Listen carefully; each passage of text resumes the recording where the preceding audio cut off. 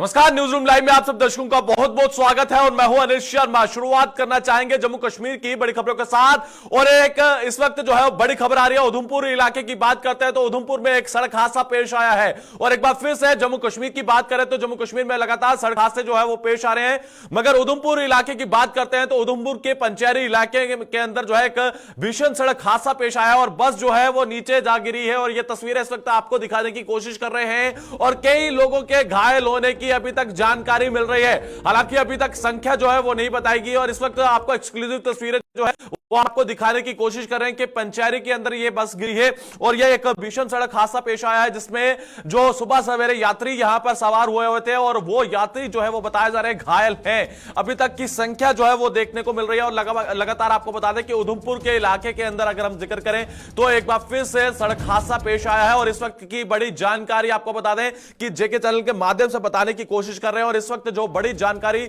सामने आ रही है और आपको बता दें कि इस वक्त बड़ी जानकारी यह है कि उधमपुर के इलाके के अंदर एक सड़क हादसा पेश आया है जिसके चलते कई लोगों के घायल होने की जानकारी मिल रही है। और आपको बता दें कि जम्मू कश्मीर की बात करते हैं तो जम्मू कश्मीर में लगातार सड़क हादसों का जो ग्राफ है वो लगातार बढ़ता हुआ नजर आ रहा है और अभी तक जो संख्या जो है वो स्पष्ट नहीं हो पाई है। और ये कुछ देर पहले की तस्वीरें हैं, कुछ देर पहले की तस्वीरें साफ तौर पर इस वक्त आप देख सकते हैं कि उधमपुर के अंदर जो है एक भीषण सड़क हादसा जो है वो हुआ है और तहसील पंचेरी की बात करते हैं तो ये पूरा सड़क हादसा वो जो है वहां पर पेश आया है और बस जो है सड़क से नीचे जा गिरी है और कई लोगों की घायल होने की अभी तक जानकारी मिल रही है। ये जानकारी इस वक्त आपको बता दें कि जम्मू कश्मीर के उधमपुर इलाके की बात करते हैं तो उधमपुर की तहसील पंचेरी की बात करें तो वहां पर यह सड़क हादसा पेश आया है। किशोर हमारे साथ फोन लाइन पर ज्वाइन करेंगे, किशोर से जानकारी लेने चाहेंगे, हमारे साथी उधमपुर से हैं और इस वक्त उधमपुर से बड़ी जानकारी आपको देने की कोशिश कर रहे हैं कि क्या कुछ पूरी स्थिति चल रही है उसको लेकर किशोर से जानकारी लेना चाहेंगे। किशोर, अपडेट करिएगा हमारे दर्शकों को कि इस वक्त जो है एक भीषण सड़क हादसा पेश आया है उधमपुर के इलाके के अंदर, क्या कुछ अपडेट है? बिल्कुल, देखिए अनिल, अभी एक जो है वो उधमपुर से काफी दूर दराज का एरिया है, पंचेरी तहसील का ये गुलबन का इलाका है। यहाँ पे एक जो है वो बस दुर्घटनाग्रस्त हुई है जिसमें अभी हमारे पास जो सूत्रों के मुताबिक हमारे पास जो जानकारी आ रही है इसमें 13 से जो 14 लोग जो है वो इंजर हुए हैं। और बड़ी बात मैं आपको बता दूं कि ये पहली बस थी जो मोंगरी और इस इलाके के अंदर जा रही थी और अभी जो है वहां पे रेस्क्यू अभी चल रहा है, लेकिन आंकड़ा बढ़ भी सकता है क्योंकि जो 13 से जो 14 लोग थे उनको वहां पे जो कैंकली के पास जो है वो पीएचसी है वहां पे उनको जो है वो ट्रीटमेंट दिया जा रहा है। लेकिन जिस तरह से अनिल आपने आए दिन साफ तौर पर देखा है कि कल जो है वो मौसम विभाग की तरफ से भी चेतावनी दी गई थी कि मैदानी क्षेत्रों में जो है वो काफी भारी बारिश हो सकती है। उसी के चलते जो है वो सड़क की जो हालत थी वो काफी खस्ता थी, उसी के चलते जो है वो बस जो है वो जाके खाई में जाके गिरी है जिसमें 13 से 14 जो लोग हैं वो इंजर्ड हुए हैं। जी अनिल, अभी और कुछ अपडेट इसको लेकर, क्योंकि कोई घायलों की संख्या जिस तरह से आप बता रहे हैं कि 13 से 14 संख्या है, क्योंकि बस जो है वो सुबह सवेरे जब निकलती है तो खचाखच भरी नजर आती है। क्या जो इसमें सवार थे कितनी संख्या थी और अभी तक की जो आंकड़ा है उसमें 12 या 13 का इजाफा जो हुआ है या फिर और भी बढ़ सकता है? बिल्कुल, देखिए अभी रेस्क्यू वहां पे चल रहा है। जैसे ही हमने अभी सूत्रों के मुताबिक हमने वहां के जो सरपंच है उनसे बात की, अभी उस इलाके के अंदर रेस्क्यू चल रहा है, लेकिन आंकड़ा कहीं ना कहीं जो है वो अभी बढ़ सकता है क्योंकि ये दूर दराज का इलाका है। अभी वहां पे जो हमारी एम्बुलेंस की मैं बात करूं, वहां की जो हॉस्पिटल की पंचेरी की मैं बात करूं, अभी जो वहां पे टीम में अभी तक नहीं पहुंची है, लेकिन फिलहाल जो है लोकल लोगों की वहां पे मदद ली जा रही है। लेकिन जिस तरह से आपने आए दिन आप साफ तौर पर देखा होगा, जिस तरह की पहली बस जिस तरह से आपने जिक्र किया कि गचागच सवारियों से जो गांव के रूट्स रहते हैं वो बसें जो है वो भरी रहती हैं, लेकिन आंकड़ा जो है वो नील, क्योंकि ये दूर दराज का इलाका है, आंकड़ा बढ़ सकता है। और जो लोग इसमें इंजर्ड हुए हैं उनको काफी गंभीर इंजरी नहीं आई है जो हमारे पास अभी जो है जानकारी मिली है, लेकिन बस काफी जो है वो नीचे गई है। अभी तक का जो कारण, मुख्य कारण है, क्या सड़क खराब होने के कारण यह हादसा पेश आया है या फिर कोई अन्य कारण बताया जा रहा है? बिल्कुल, देखिए जो जिस तरह से ये जो रूट्स ये पंचेरी से जिस तरह से दमनियोत का ये इलाका बताया जा रहा है, यहाँ पे जो सड़क हादसा पेश आया जिसमें अभी हमारे पास जो जानकारी मिल रही है उसमें ये बताया जा रहा है कि काफी जो रोड की में स्लिप थी उसी की वजह से जो है वो गाड़ी स्लिप हुई है और जो गाड़ी खाई में जाके गिरी है। लेकिन रोड की हालत की मैं बात करूं, आज दिन वहां पे जो लोगों की तरफ से एहतियात जताया जाता था कि रोड की भी कहीं ना कहीं उस इलाके के अंदर जो है वो खस्ता हालत बनी है और कहीं ना कहीं आए दिन वहां पे जो है वो सड़क हादसे पेश आते हैं, लेकिन उसका भी कहीं ना कहीं यहाँ पे लोगों की तरफ से ये कहा गया कि रास्ते की जो है वो काफी खस्ता हालत थी, उसी के चलते जो है वो सड़क हादसा पेश चलिए आया है। किशोर, बहुत बहुत शुक्रिया। आप इस पूरे मामले पर नजर बनाई रखेगा और भी कुछ अपडेट होगा हमारे दर्शकों को जरूर अपडेट करेंगे। और इस वक्त आपको बता दें कि 12 से 13 लोग जो है वो घायल हुए हैं इस पूरे मामले में। और आपको बता दें कि ये भीषण सड़क हादसा एक बार फिर से पेश आया है, और जिसमें आपको बता दें कि जो अभी तक मुख्य कारण पता चल पाया है, जिसमें खुलासा हुआ है कि रोड की मरम्मत ना होने के कारण जो है पूरा सड़क हादसा पेश आया। और इस वक्त आपको बता दें कि 12 से 13 लोग जो हैं इस जो सड़क हादसा पेश आया है इसमें यह बताया जा रहा है कि 12 से 13 लोग जो है वो घायल हैं। रेस्क्यू टीमें वहां पर पहुंची हैं, स्थानीय लोग वहां पर मदद में लगे हुए हैं। आप तस्वीरें साफ तौर पर देख सकते हैं कि स्थानीय लोगों की मदद जो है वो ली गई है, स्थानीय लोग मदद कर रहे हैं। हालांकि अब संख्या क्या बढ़ेगी या फिर इस पर रोक लग पाएगी और किस तरह से स्थिति बनी हुई है उस पर हमारी निगाहें रहेंगी। और बढ़ते हैं अगली खबर की ओर, और अगली खबर की शुरुआत जो है वो जम्मू कश्मीर के हवाले से आपको बताना चाहेंगे। आतंकियों की बात करेंगे तो आतंकी संगठन जिस तरह से जैश ए मोहम्मद की बात करें तो 9 से 11 फरवरी को लेकर जो है वो जम्मू कश्मीर में और पूरे भारत में हाई अलर्ट किया गया है। और भारत की बात करते हैं तो अफजल गुरु और इसके साथ साथ मकबूल भट्ट की बात करते हैं तो उनकी बरसी के चलते जिस तरह से पूरे भारत के अंदर जो है सुरक्षा को पूरे पुख्ता प्रबंध किए गए हैं। और सुरक्षा की बात करते हैं तो सुरक्षा पूरी तरह से मुस्तैद नजर आ रही है। हालांकि आपको बता दें कि जम्मू कश्मीर की बात करते हैं तो जम्मू कश्मीर में अब पूरी तरह से हाई अलर्ट किया गया है। और सुरक्षा एजेंसियों को यह भी इनपुट है कि जैश ए मोहम्मद जो आपको बता दें कि आतंकी संगठन जो है वो कहीं ना कहीं जो है वो जम्मू कश्मीर में बड़ी गतिविधि कर सकता है, जिसके चलते जैश ए मोहम्मद जो अफजल गुरु का स्क्वाड माना जाता है, अफजल गुरु का जो स्क्वाड माना जाता है, इस वक्त बड़ी जानकारी अपने दर्शकों को अपडेट करने की कोशिश कर रहे हैं कि दिल्ली से लेके जम्मू कश्मीर तक सुरक्षा एजेंसियां पूरी तरह से अलर्ट नजर आ रही हैं। हमारे साथी जो है रितिका इस समय फोन लाइन पर मौजूद है। रितिका, अपडेट करिएगा कि मौजूदा स्थिति को किस तरह से देखते हैं, जम्मू कश्मीर के अंदर किस तरह से सुरक्षा को पूरे पुख्ता प्रबंध किए गए हैं। जी बिल्कुल अनिल, आपको बता देना चाहते हैं कि श्रीनगर शहर के साथ साथ जितने भी संवेदनशील इलाके हैं जम्मू कश्मीर के, वहां पे पुलिस और साथ ही साथ सीआरपीएफ की ओर से संयुक्त नाके बढ़ा दिए गए हैं। सुरक्षा के इंतजाम कहीं ना कहीं पुख्ता कर दिए गए हैं, क्योंकि 9 फरवरी से लेके 11 फरवरी तक ये वो समय है जब जम्मू कश्मीर लिबरेशन फ्रंट के जो संस्थापक थे उन्हें कहीं ना कहीं इस दिन आपको बता देना चाहते हैं कि संसद में हमले में 9 फरवरी 2013 को अगर मैं बात करूं दिल्ली की तिहाड़ जेल में अफजल गुरु को फांसी दे दी गई थी। और वहीं पे अगर मैं बात करूं मकबूल भट्ट की, जिन्हें 11 फरवरी 1984 को तिहाड़ जेल में फांसी दी गई थी। और इन्हीं 2 अफसरों पर कश्मीर घाटी में अक्सर जो अलगाववादी हैं उनके द्वारा बंद का आह्वान भी किया जाता है और कहीं ना कहीं हमले की आशंका जो जताई जा रही है उसी को ध्यान में रखते हुए ये सुरक्षा के इंतजाम किए गए हैं। क्या लग रहा है कि चौकसी कितनी बढ़ाई गई है? और अगर हम देखें तस्वीरें भी हम देख पा रहे हैं, हालांकि ये तस्वीरें पुरानी है, मगर आपको बता दें कि क्या कुछ मौजूदा स्थिति पर ग्राउंड पर आप देख रहे हैं, ग्राउंड पर आप हैं, और क्या कुछ हलचल चल रही है सुरक्षा के चलते अगर हम देखें, क्योंकि एक बहुत ही महत्वपूर्ण जो है वो सुरक्षा होती है। क्योंकि आम शहरियों की बात करते हैं तो हमने देखा कि पुलिस के महानिदेशक 2 से 3 रोज पहले भी जिक्र कर रहे थे कि जब जम्मू कश्मीर की आम जनता सोती है तो हमारे जवान जो है वो जागते हैं।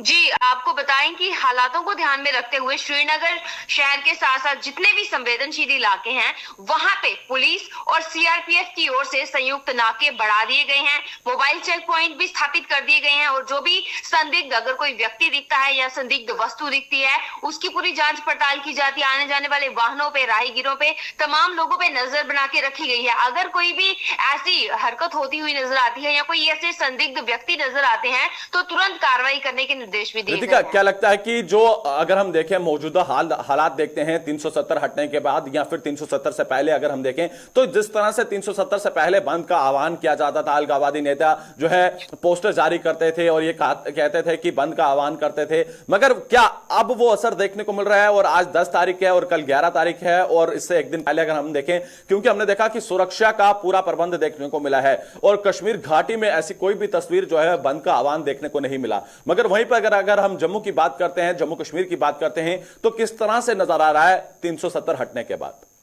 अगर मैं बात करूं पिछले कुछ समय से, जब से अलगाववादियों पे नकेल कसी गई है और जब से बड़े नेता बहुत से उनके जेलों में बंद हैं, तब से बंद का कोई असर फिलहाल के लिए दिख नहीं रहा। परंतु आपको बता दें कि अफजल गुरु की 10वीं बरसी कहीं ना कहीं श्रीनगर के कुछ हिस्सों में बंद रहा था, परंतु सूत्रों के अनुसार यहाँ पे जितने भी प्रतिबंधित JKLF द्वारा जितने भी हड़ताल के कारण अलग अलग जगहों का यहाँ पे जिक्र किया गया है, जिसमें नालामार रोड, गोजबारा और कारण लोहट्टा, ये इलाके जो हैं यहाँ पे दुकानें और अन्य जो व्यवसायिक प्रतिष्ठान थे वो जरूर बंद रखे गए थे, परंतु फिर भी जब से नकेल कसी गई है तब से बंद का कोई खास असर देखने को नहीं मिला। क्या लग रहा है कि हमारी सुरक्षा एजेंसियों की बात करते हैं तो किस तरह से अलगाववादी नेताओं की बात करते हैं या फिर उसके साथ साथ जो आतंकवादी समर्थक हैं उनकी किस तरह से जम्मू कश्मीर में कमर तोड़ी गई है?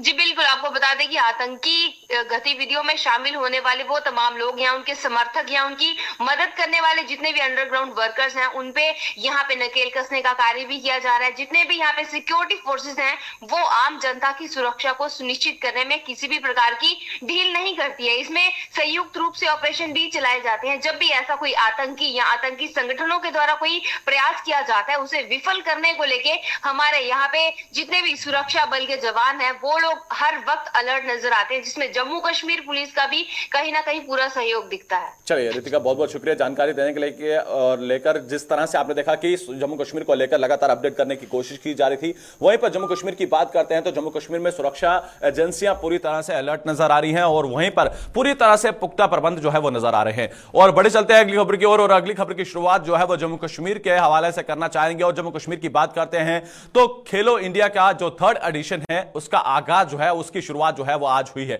और आज की अगर हम आपको बताएं तस्वीरें और किस तरह से वहां पर जो है एक खुशनुमा माहौल जो है गुलमर्ग के अंदर देखने को मिल रहा है और जिसका आगाज जो है आज केंद्रीय कानून मंत्री की बात करते हैं और सूचना एवं प्रसारण मंत्री की बात करते हैं तो उनकी तरफ से आज किया जाएगा। और जिसमें अनुराग ठाकुर जी का जिक्र करें तो आपने देखा कि 2 से 3 रोज पहले जब वो जम्मू कश्मीर के दौरे पर आए थे और जम्मू कश्मीर के दौरे में जो जम्मू के राजभवन का जिक्र करते हैं तो तस्वीरें साफ तौर पर देख सकते हैं कि अनुराग ठाकुर जो है इस वक्त गुलमर्ग की तस्वीरें आपको दिखाने की कोशिश कर रहे हैं और किस तरह से आज उन्होंने इस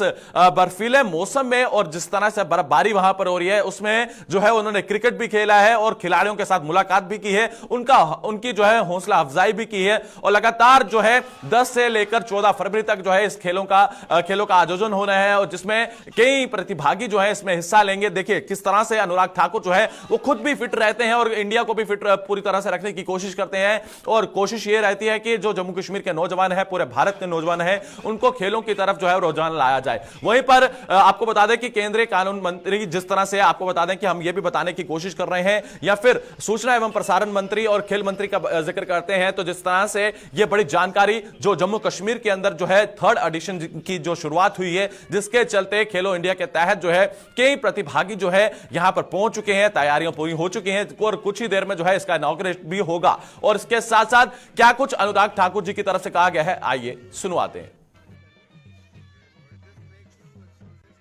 खेलो इंडिया विंटर गेम्स पूरा देश इंतजार करता है इसमें भाग लेने के लिए। खेलो इंडिया अभियान एक ऐसा अभियान है जहां पर यूथ गेम्स, यूनिवर्सिटी गेम्स और विंटर गेम्स का आयोजन किया जाता है। अभी यूथ गेम्स मध्य प्रदेश के 9 शहरों में चल रहा है और ये बर्फबारी जो आप सबके सामने हो रही है ये विंटर गेम्स का आगाज कर रही है। कहीं और नहीं, धरती पर स्वर्ग माने जाने वाले कश्मीर के गुलमर्ग में। और आप देख सकते हैं सब तरफ बर्फ ही बर्फ है। खिलाड़ी 1500 से ज्यादा देश भर के पहुंच चुके हैं, 29 राज्यों और यूनियन टेरिटरी से आए हैं। 6 दिन तक चलने वाला ये खेलो इंडिया विंटर गेम्स 1500 से ज्यादा खिलाड़ी 11 गेम्स में भाग लेंगे। ये आज तक का सबसे बड़ा आयोजन होगा। तंगमार्ग में हम लोग यहाँ पर हैं, आप देख सकते हैं पीछे पूरी बर्फ ही बर्फ आपको नजर आ रही है। ये है खूबसूरत कश्मीर और यहाँ पर देश भर के लोग जहां एक और टूरिस्ट के रूप में आते हैं। आज 1500 से ज्यादा खिलाड़ी यहां पर पहुंचे हैं। मैंने स्वयं यहां पर बर्फ में क्रिकेट भी खेला, लेकिन विंटर गेम्स यहां पर होने वाली है और उसका इंतजार हम सब कर रहे हैं। और कश्मीर का कल्चर क्या है वो भी स्वागत कितनी गर्मजोशी से करते हैं। काबा के साथ साथ यहाँ का डांस भी आपको देखने को मिलेगा। देखा कि अनुराग ठाकुर जो है वो पूरे जम्मू कश्मीर को जो है वो पूरी जानकारी दे रहे थे कि किस तरह से इसका आगाज रहेगा और किस तरह से क्या तैयारियां हैं। और वहीं पर हमारे साथी जो है इशफाक ज्वाइन कर चुके हैं। इशफाक जी अपडेट करिएगा कि इस समय क्या इनॉग्रेशन हो चुकी है या फिर क्या कुछ पूरी सूरत हाल चलती हुई नजर आ रही है? देखिए अनिल जी, अगर हम सैयद इमकाम गुलमर्ग की बात करें, सैयद इमकाम गुलमर्ग में जो है विंटर गेम्स का आगाज जो है अभी से जो है होने वाला है, क्योंकि चंद मिनट्स के बाद ही यहाँ पर बादल तो जो है अनुराग ठाकुर के जो हमरा एलजी है और कमिश्नर जो सपोर्ट्स है वो भी यहाँ पर मौजूद है। और फिलहाल जो है खिलाड़ी जो है यहाँ पर आ रहे हैं, और जो आहिस्ता आहिस्ता जो बाहर से जो खिलाड़ी आए हैं, क्योंकि 29 राज्यों से जो खिलाड़ी जम्मू कश्मीर इस वक्त मुद्दों किए गए हैं वो यहाँ पर बिल्कुल पहुंच रहे हैं। और यहाँ पर चंद ही लम्हात के बाद जो इस पूरे कार्यक्रम को जो है शुरू किया गया है। फिलहाल यहाँ पर जो आहिस्ता आहिस्ता खिलाड़ी भी आ रहे हैं, जो तमाम तरह इंतजाम है वो यहाँ पर किए जा चुके हैं। और अगर हम इस खेल की बात करें, इस मनोरंजन की बात करें, ये एक बड़ा इवेंट होने वाला है। और इस इवेंट में ये तीसरी दफा जो है सैयद इमकाम गुलमर्ग में होने वाला है। इस वक्त कोई वहां पर प्रतिभागी जो भाग लेने के लिए पहुंचा है, कोई खिलाड़ी वहां पर है जिनसे आप बातचीत कर सकते हैं और उनका जो यहाँ का एक्सपीरियंस है वो आप जरूर जाने उनसे। देखिए अनिल जी, जहां तक हम खिलाड़ी की बात करें, अभी इनकी एंट्री हो रही है यहाँ पर अंदर। बिल्कुल टीमों की जो बात रजिस्ट्रेशन हो रही है कि कौन टीम कहां से, हिमाचल से कौन है, जम्मू कश्मीर से कौन है, दिल्ली से कौन है, मनाली से कौन है, उस वजह से यहाँ पर उनके सीनियर्स के हमरा वो अंदर जा रहे हैं। जहां पर ये पूरा प्रोग्राम जो है वो होने जा रहा है। आप कुछ विजुअल्स भी आप देख सकते हैं कि पूरा ये एंट्री पॉइंट पर ही हम और जो खिलाड़ी है वो अंदर जा रहे हैं। और खिलाड़ियों को जो है यहाँ पर फर्स्ट एंट्री के बाद ही अंदर जाने की जो है इजाजत दी जाती है। और ये बात तो चेक करने के बाद जो खिलाड़ी जो है वो गुलमर्ग की ओर जो है इस वक्त आ रहे हैं। और पूरी तरह से इंतजाम की अगर बात करें, यहाँ पर इंतजाम तो मुकम्मल किए जा चुके हैं। लेकिन इसमें जो है ये बड़ा एक इवेंट जो होने वाला है शाम तक, इसमें जो है यहाँ पर एक ऐसा इवेंट है जो मशाल की जिसे हम कहेंगे वो भी दोबारा से होगी। और साथ साथ में जो भी डेमो यहाँ पर दिए गए हैं उनको दोबारा से तमाम खेलों को जो है आज किया जाएगा। चलिए इशफाक जी, बहुत बहुत शुक्रिया जानकारी देने के लिए। तो आपने देखा कि हमारे साथी जो है वो ज्वाइन किए हुए थे और लगातार अपडेट कर रहे हैं कि खेलो इंडिया को लेकर जिस तरह से भारत सरकार जो है वो बढ़ावा देती हुई नजर आ रही है, वहीं पर खेल मंत्री भी जो है कश्मीर घाटी में है। और कश्मीर घाटी में जो है इन बर्फीली जो इस समय आप देख रहे हैं कि तस्वीरें जिस तरह से देखने को मिल रही हैं और बर्फबारी जो देखने को मिल रही है, उसके चलते जो है वो आनंद ले रहे हैं। और वहीं पर लुत्फ लेते हुए जो प्रतिभागी वहां पर पहुंचे हैं वो भी आनंद लेते हुए नजर आ रहे हैं। और बड़ी चलते हैं अगली खबर की ओर। और अगली खबर की शुरुआत जो है वो किश्तवाड़ के इलाके से करना चाहेंगे। और किश्तवाड़ के इलाके का जिक्र करते हैं तो किस तरह से वहां पर जो है बर्फबारी का मौसम देखने को मिल रहा है। और जिस तरह से पहाड़ी इलाकों की बात करते हैं तो लैंडस्लाइडिंग होने के कारण जो है क्या कुछ पूरे सूरत हाल है। हालांकि ये देर रात को भी हमने आपको बताया था कि किस तरह से किश्तवाड़ के इलाके के अंदर क्या कुछ सूरत हाल बनते हुए नजर आए थे। वहीं पर अब क्या कुछ पूरे सूरत हाल है और क्या गाड़ियों की आवाजाही की शुरुआत हो चुकी है, क्योंकि तस्वीरें जो साफ तौर पर दर्शाती हैं कि अभी भी गाड़ियों की आवाजाही में जो है वो रोक लगी हुई है। हालांकि ये लैंडस्लाइडिंग जो इस वक्त तस्वीर आपको स्क्रीन पर दिखाने की कोशिश कर रहे हैं और हमारे साथी जो है इस समय ज्वाइन किए हुए हैं। अजय जी, अपडेट करिएगा कि क्या गाड़ियों की आवाजाही जो है वो सुचारू रूप से जारी है या फिर अभी भी कार्य में जो है वो थोड़ी देरी लग सकती है? जी अनिल, देखिए पिछले 24 घंटे से इस इलाके में चाहे डोडा की बात करें, ऊपरी इलाकों में बर्फबारी हो रही है, निचले इलाकों में बारिश हुई है। लेकिन जो ठाठी में स्थिति बनी हुई थी, जहां भूस्खलन हुआ था और कई मकानों में दरारें आई थी, उस जगह पर और आसपास जो भी नेशनल हाईवे डोडा से लेकर किश्तवाड़ तक है, वहां पर जगह जगह पक्षियां आ रही थी, जिसके चलते एहतियात के तौर पर रात को जो रिस्ट्रिक्शंस लगाई गई थी कि गाड़ियों की मूवमेंट नहीं होगी, क्योंकि जगह जगह पर जो मलबा आ रहा था उससे लोगों को खतरा पैदा हो सकता था। जो अभी ताजा की सूरत हाल ये है कि रास्ता पूरी तरह से खोल दिया गया है। जो मेन टेंशन की बात थी ठाठी के पास, वहां पर दोनों तरफ से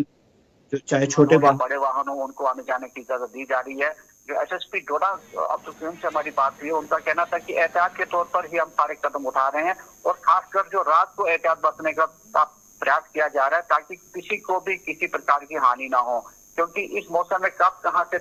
पक्षियां आए, कोई पत्थर आए तो कोई कहा नहीं जा सकता। लेकिन प्रशासन ने जो कदम उठाए हैं उसको लेके कहीं ना कहीं लोगों में भी भरोसा देखने को मिल रहा है और यही कहा जा रहा है कि अभी जो रास्ता है वो यातायात के लिए खुला है। चलिए अजय जी, बहुत बहुत शुक्रिया जानकारी देने के लिए और हमारे दर्शकों को अपडेट करने के लिए। तो आपने देखा कि हमारे साथी जो है वो ज्वाइन किए हुए थे और लगातार अपडेट करने की कोशिश कर रहे हैं कि जो अब हाईवे जो है जिस तरह से अगर जिक्र करते हैं, ठाठी का जिक्र करते हैं, उन रास्तों को जो है एक बार फिर से सुचारू रूप में जो है ला दिया गया है। क्योंकि जिस तरह से तस्वीरें हम डोडा और ठाठी की देख रहे थे और क्या कुछ सूरत हाल वहां पर बने हुए थे, उसको मद्देनजर रखते हुए प्रशासन जो है वो पूरी तरह से हरकत में नजर आ रहा है। और बढ़ते हैं अगली खबर की ओर। और अगली खबर की भी शुरुआत जो है एक बड़े हादसे से आपको बता दें कि जो है देखने को मिली। हालांकि ये देर रात जो है वह सड़क हादसा पेश आया है और चौधरी लासिंग की जिक्र करते हैं तो हालांकि उनका जो गाड़ी वो चला रहे थे, उन गाड़ी का जो है कुछ देर रात जो है एक भीषण सड़क हादसा पेश आता है। अभी तक जो कारणों की अगर हम बात करते हैं तो कारणों का मुख्य कारण यह बताया जा रहा है कि किसी जानवर के सामने आ जाने के कारण जो है यह सड़क हादसा पेश आता है। जिस बीच जो ये इस वक्त जानकारी देने की कोशिश कर रहे हैं, तस्वीरें आपको साफ तौर पर दिखाने की कोशिश कर रहे हैं। हालांकि चौधरी लाल सिंह जो है वो इस गाड़ी को खुद चला रहे थे। हालांकि अब जो क्या कुछ पूरे सूरत हाल है, क्या कुछ पूरा अपडेट है, उसको लेकर हमारे साथी जो है ऋषि ज्वाइन किए। ऋषि जी, अपडेट करिएगा कि यह हादसा जो है गगवाल के इलाके में पेश आया है और क्या कुछ पूरी स्थिति है। देखिए, आपको बता दें कि इस तरह से चौधरी लाल सिंह जी यहाँ सांबा में एक शादी समारोह को अटेंड करने के लिए पहुंचे हुए थे और आपको बता दें कि हम भी उसी जगह पर मौजूद थे जहाँ पर चौधरी लाल सिंह जी थे। तो लगभग वो 11-11:15 के बीच में वो वहां से जो वो वापस कठुआ की तरफ रवाना होते अपनी गाड़ी में, और वहां जिस स्पॉट पर वो आए हुए थे जिस फंक्शन को अटेंड करने के लिए जतवाल इलाके में, तो वहां से वो जब कठुआ की तरफ रवाना हुए तो घगवाल का जो ITBP कैंप है उसी के पास ये सड़क हादसा पेश आया, जब चौधरी लाल सिंह जी की गाड़ी के आगे एक पशु आ गया और पशु को बचाने के चक्कर में जो पशु के साथ एक गाड़ी जो वो काफी जोरदार तरीके से टकराती है और बताया जा रहा है कि पशु जो है वो मौके पर उसकी मौत हो जाती है। लेकिन अगर गाड़ी को लेकर बात करें, जिस गाड़ी में खुद चौधरी लाल सिंह सवार थे, तो टकराने के बाद गाड़ी के एयर बैग्स खुले हैं और एयर बैग्स खुलने के कारण ही चौधरी लाल सिंह जी पूरी तरह से सुरक्षित हैं। उनके जो चालक है वो भी पूरी तरह से सुरक्षित है, लेकिन गाड़ी की अगर ओवरऑल कंडीशन की बात करें तो वो पूरी तरह से आगे से क्षतिग्रस्त हो गई है। और जब हमें यहाँ पूरी मामले का जब पता चला तो हमने उनसे बात करने की कोशिश की, जो उनके साथ लोग जो वो कठुआ की तरफ जा रहे थे, उनके कुछ यहाँ पर पार्टी के जो कार्यकर्ता है वो भी हमारे संपर्क में उस समय जुड़े और उन्होंने पूरी डिटेल में हमें इस पूरे हादसे की जानकारी दी कि चौधरी लाल सिंह जब कठुआ की तरफ जा रहे थे तो अचानक जो एक जानवर जो वो सड़क पार करता हुआ ठीक है ऋषि जी, बहुत बहुत शुक्रिया जानकारी देने के लिए। तो आपने देखा कि हमारे साथी ऋषि जो है वो ज्वाइन किए हुए थे और लगातार अपडेट कर रहे हैं कि एक सड़क हादसा देर रात को पेश आता है जिसमें चौधरी लाल सिंह का जिक्र करते हैं तो वो अभी सुरक्षित बताए जा रहे हैं। और जिस तरह से जानवर सामने आता है उस बीच जो है ये पूरा सड़क हादसा पेश आता है। और आज के कार्यक्रम में इतना ही, कल फिर हाजिर आएंगे। दीजिए इजाजत, धन्यवाद।